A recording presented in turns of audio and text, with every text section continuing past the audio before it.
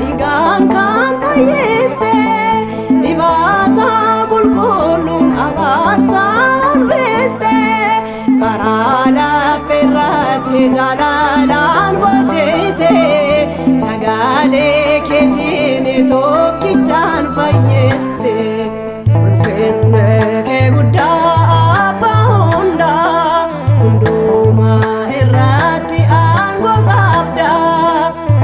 Yesus Kristos oolmaa nurraa qabda.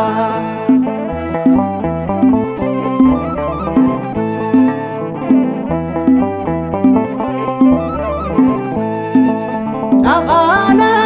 nama kan eenyuun argine horaatee beekta kan namni hin beekne harsiineen tumurru oolmaa kee ooma malaataan mul'adhu yaa